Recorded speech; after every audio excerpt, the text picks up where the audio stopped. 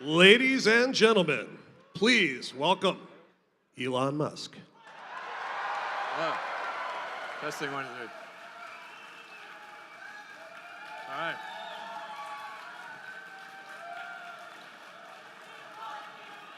All right. All right. Welcome everyone to the Model X launch.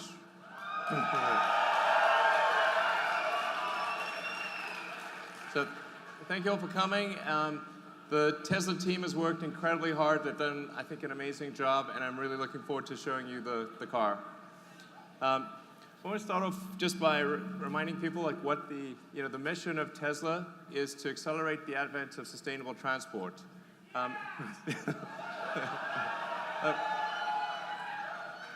As I think you guys know, it's incredibly important that we move to a sustainable world sooner rather than later. The sooner we do it, the better it is. And and it's important to show that that any type of car can go electric. We showed that you could make a compelling sports car with the Roadster, and that could go electric. And we showed that you could do it with a sedan, and now we're going to show that you can do it with an SUV.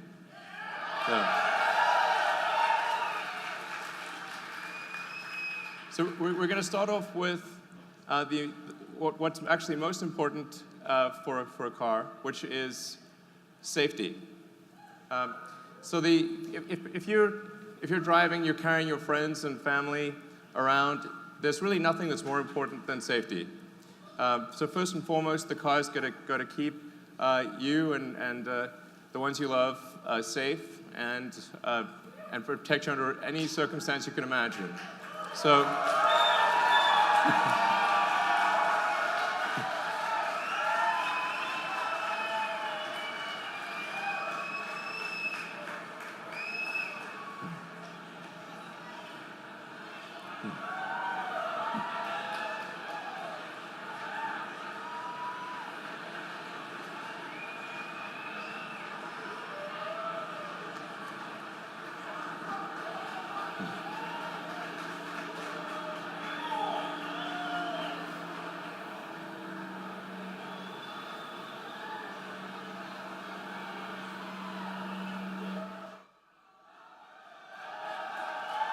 All right.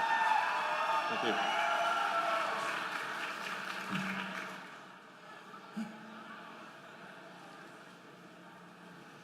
So, there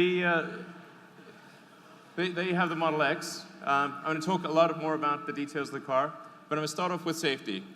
With the Model X, we've created the safest SUV ever. It's the first SUV that's 5 stars in every category. So,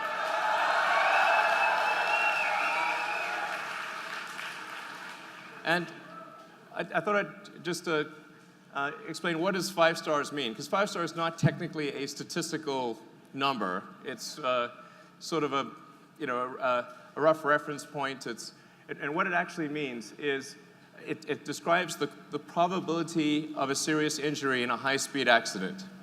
So you start off with sort of 2-star, 3-star, 4-star, 5-star, and they go down in 5% increments. So a 4-star would be a 15% probability of injury in a high-speed accident. 5-star would be 10%. Hypothetically, if there was a 6th star, it would be at 5%. And we've been able to get with the Model X an expected rating of about 6.5%.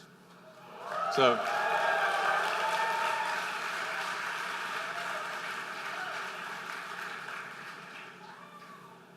And so let me explain how we get to such a low probability of injury. And it goes to the design of the car and the fundamental architecture. So starting off with the frontal, what happens in a frontal crash. This is where most injuries and deaths occurs in a frontal crash. And normally with a gasoline car, you've got a large steel engine block in front. And so in a high-speed impact, that engine block compresses into the passenger compartment and obviously causes damage to the people that are sitting there. With the Model X, there is no such thing. So we have a small electric motor that's down low by the battery pack. And the net effect is that you've got a much larger distance for the crumple zone. So it's really taking impact energy is about force over distance. And if you've got a longer distance, you can actually distribute that force over that longer distance and have a better deceleration and not impact the cabin. So in the case of the frontal zone, you've got something that's the equivalent of, like, if you were to jump out of a tall building into a pool, it's the difference between jumping into a pool or a pool with a rock in it. So you don't want the pool with the rock in it. So then going on to a side impact, the Model S and the Model X are about half of the next best in the SUV class. So the X is so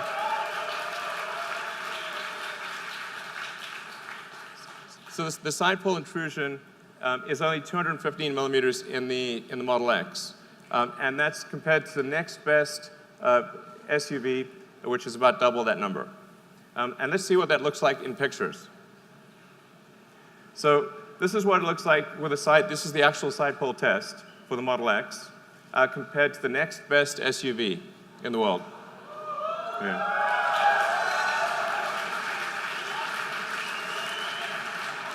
I mean, this is the difference between life and death. This is a really big difference. So, and then now let's look at the rollover numbers. So the Model X, because it has a low center of mass with the battery pack and the floor pan, has half the rollover propensity of any SUV or minivan. So the probability of a rollover injury is substantially reduced. And you can see this in the architecture. We start with the pack, and that pack provides a stiffening member for the whole car. It provides a very strong foundation for the whole car, lowering the center of mass, and serving as a load transfer medium to the rest of the vehicle. So whereas a gasoline car really just has thin corrugated sheet metal at the base and can't transfer the load in a side impact. So we'll just show you the rest of the car building up. You see the motors and the chassis. It gives you a sense for the core architecture of the car. Now, of course, the best protection is not to get into an accident at all. So the Model X comes standard with active safety, which includes automatic emergency braking and side collision avoidance. So the car will actually use the camera and the radar to automatically brake before there's an accident, and it will use the ultrasonic sensors around the side of the car to steer you away from a side collision. And these are active all the time, and it's just a standard feature in the car.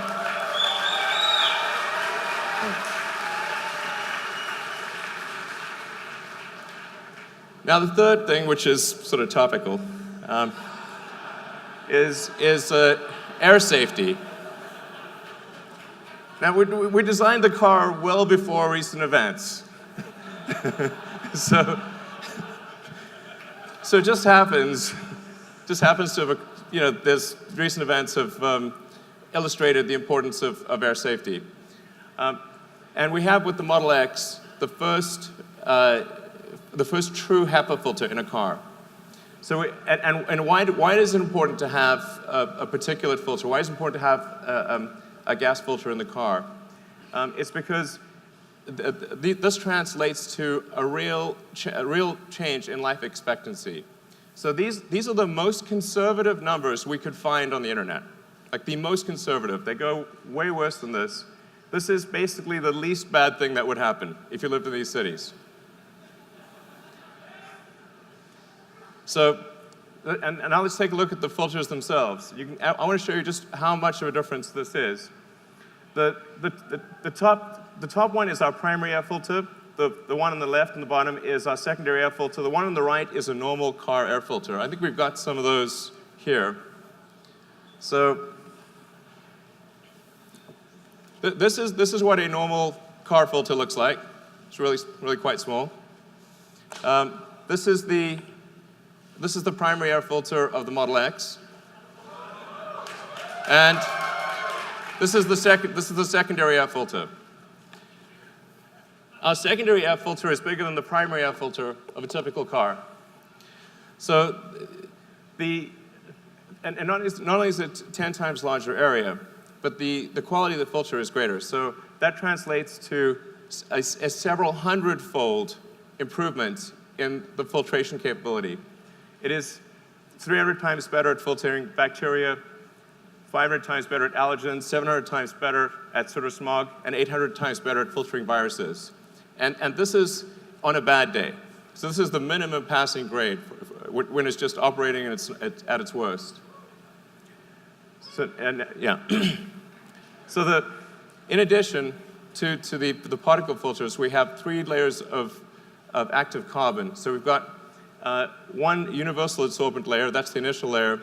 Then we've got another activated carbon layer that's meant for acid gases, and another one for alkaline gases. The net effect of the air filtration system is that you have air cleanliness levels which are comparable to a hospital operating room in the car. And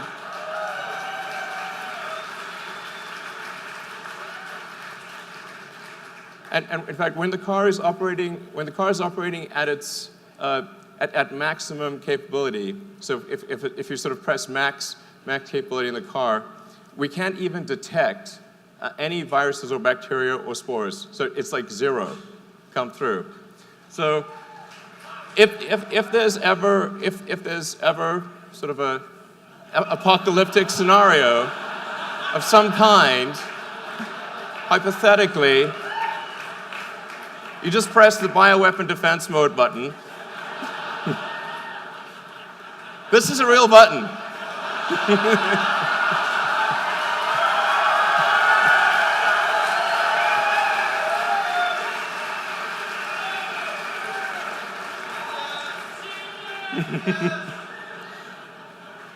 So what,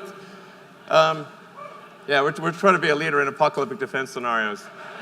So let's move on to the car itself. Like what's cool and fun about the car? Doors and windows. Okay. So you're obviously familiar with the Falcon Wing door. What we also have is an auto-presenting front door. So what it'll do is it'll triangulate my position and detect that I am moving towards the front door. It will open the front door without me touching anything. I will sit down and it will close the door, like an invisible chauffeur. Yeah.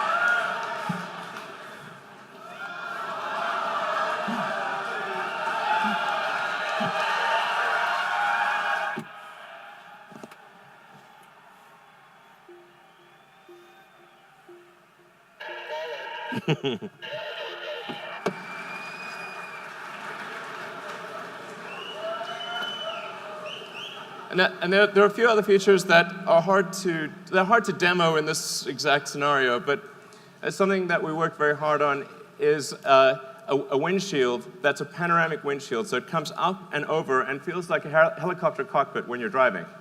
So it gives you unbelievable visibility. And it's transformative in the driving experience. So you really, when you do the test drives later tonight, you'll see what I mean. It's really makes a difference. And then in addition to that, we also have it's a small feature, but an important one, is the ability to blind holster your phone. So this is like one of those things where it's small, but it's important.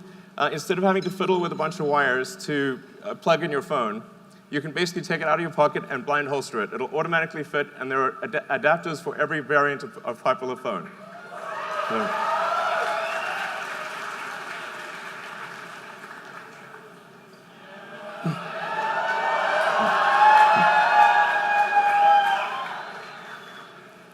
So let's open these doors.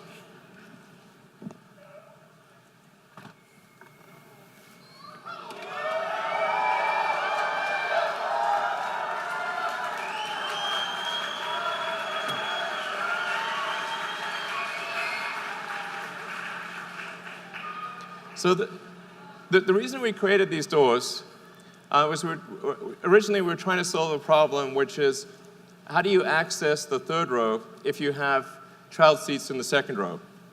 And I encountered this problem when I first got a gasoline SUV, and I had twins, and once you put them in the second row, you couldn't access the third row.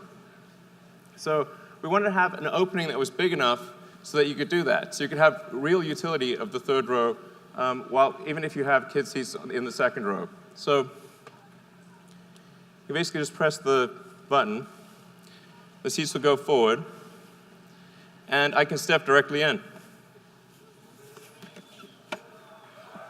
So.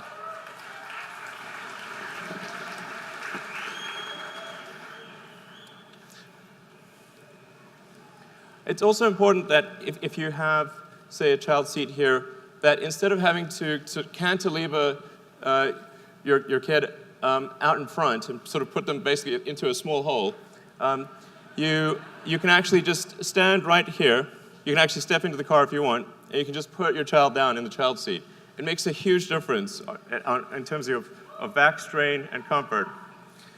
So those are the two functional reasons, and then it also looks cool. So, yeah. So that's the Falcon Wing doors, and now obviously a question with the doors is, so how do they fit in tight spaces? Well, we'll show you. Let's bring out the cars. Yep.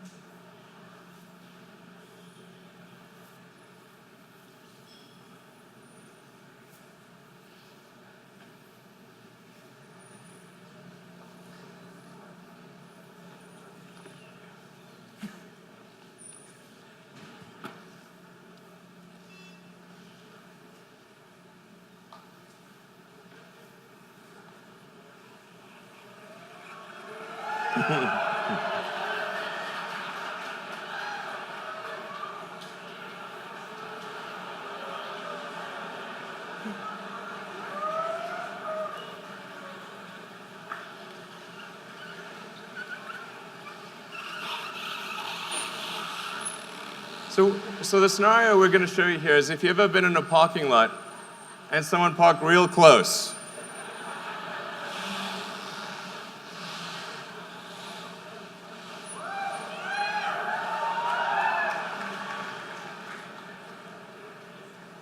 So I don't know if you can see well here, but there's only about a few inches separating the side mirrors on each side of the car. So we're going to open the Falcon Wing doors when there's barely enough room to squeeze between the two cars.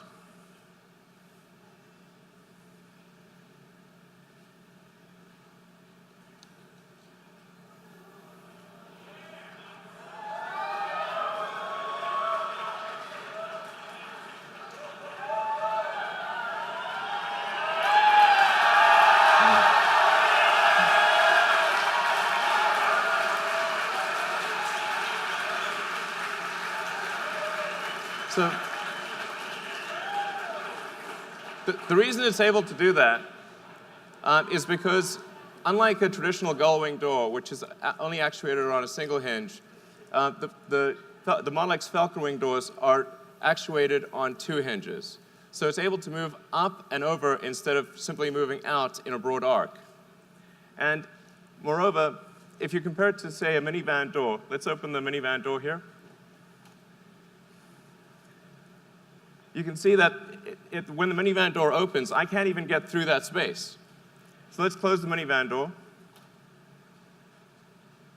Now the Falcon Wing door is open.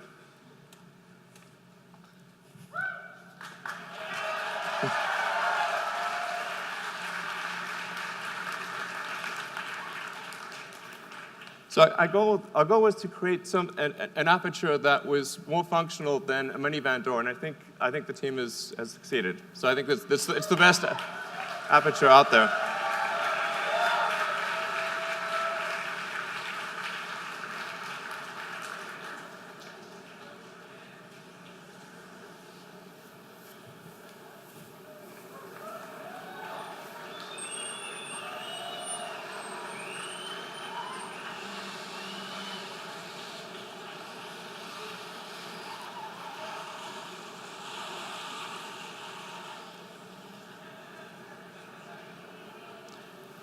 And just to illustrate what it's like in a garage, so you saw what it's like if it's tight from a side standpoint.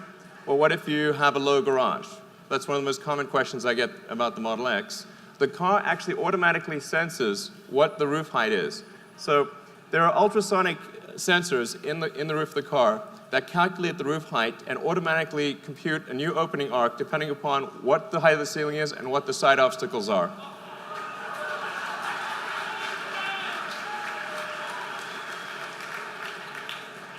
We actually developed a new ultrasonic sensor that's able to do sonar through metal. So in order to avoid having a puck, which is ordinarily needed for ultrasonic sensors, we thought the aesthetics of the puck would not be good because it would have to be in the center of the door. So we actually developed an ultrasonic sensor that can literally see through metal. All right. So let's maybe talk a bit more about the second row seats.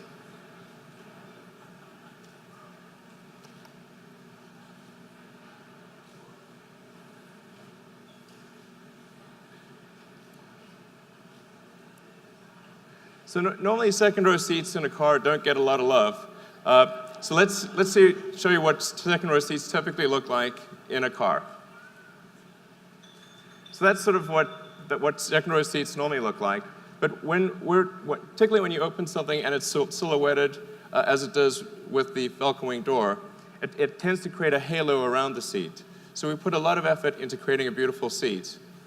And not only is the seat, I think, probably the best looking second seat, if that's a superlative, ever, but it actually provides more functionality because you have a flat floor and you can stow if something. So if you've got a backpack or a laptop or a handbag, you can stow that under the seat instead of having it at your feet. So it actually provides utility as well as aesthetics. All right. And speaking of utility, let's see what the Model X can really carry.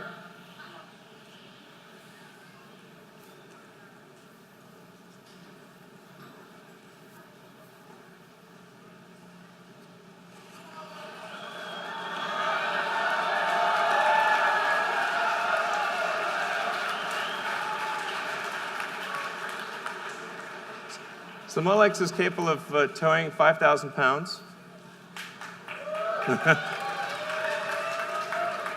So 5,000 pounds while carrying 7 people and quite a lot of luggage. Yeah.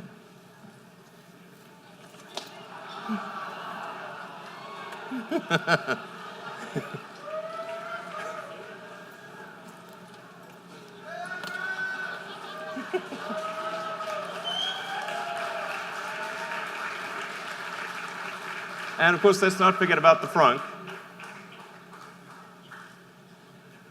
Where's the stroller? Yes, we need the stroller.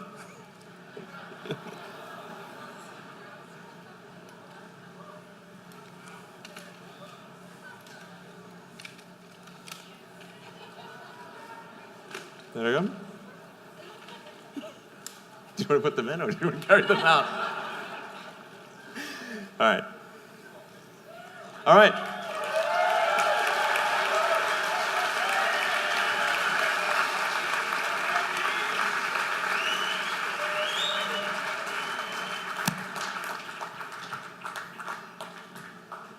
All right, so there you have it. Model X carrying seven people, a 5,000-pound trailer, and I lost count of how many bags, and a stroller.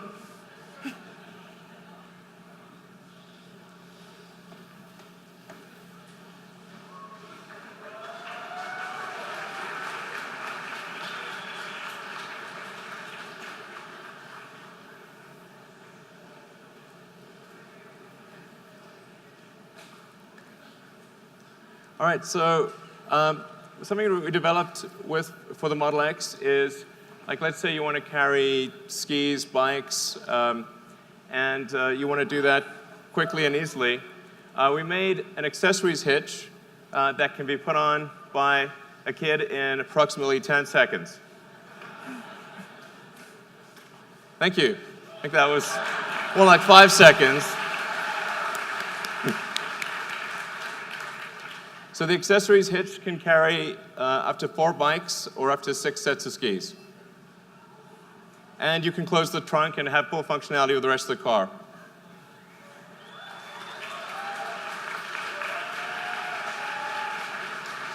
Woo-hoo.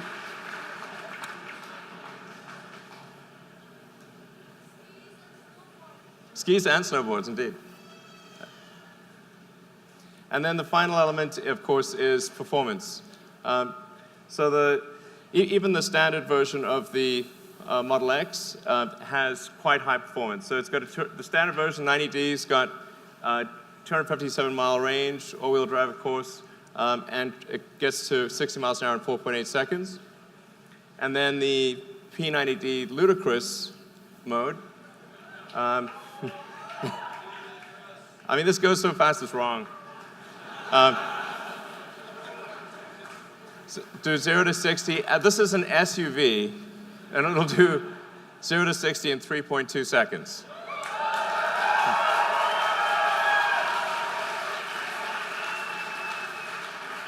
All right. So with that, let me let's hand over the post-production cars.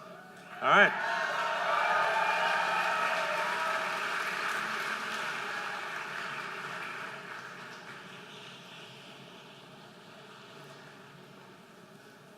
All right, so let's see, VIN 6. Hey, Ara. What's up, man? Amazing. Hey. Congratulations. Such an awesome job. All right, cool. Nice license plates. All right. All right.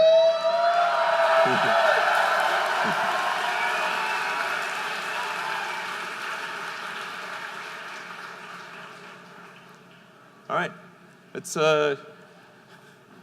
VIN 5.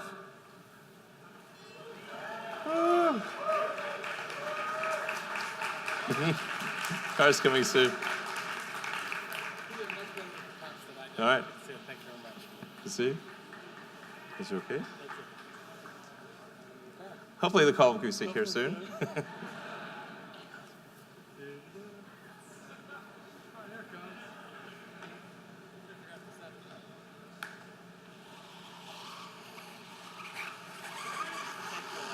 All right, thanks.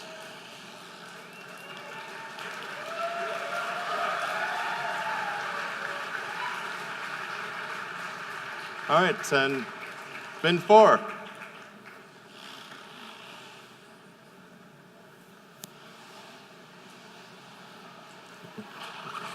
Standing for Sergey. All right. All right.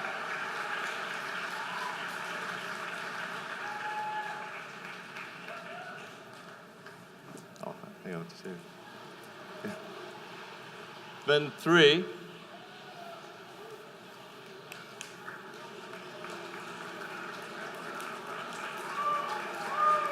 All right. Good to see you. Absolutely. Congratulations. Thanks. Hey. Thank you.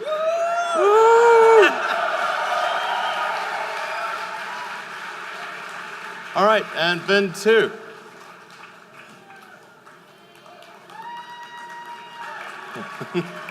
All right. Yeah, man. All right.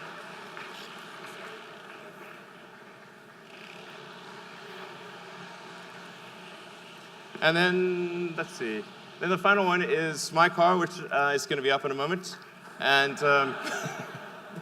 I will leave my car on stage when it arrives, so that you can come and take a close look at it and pull around it and that kind of thing.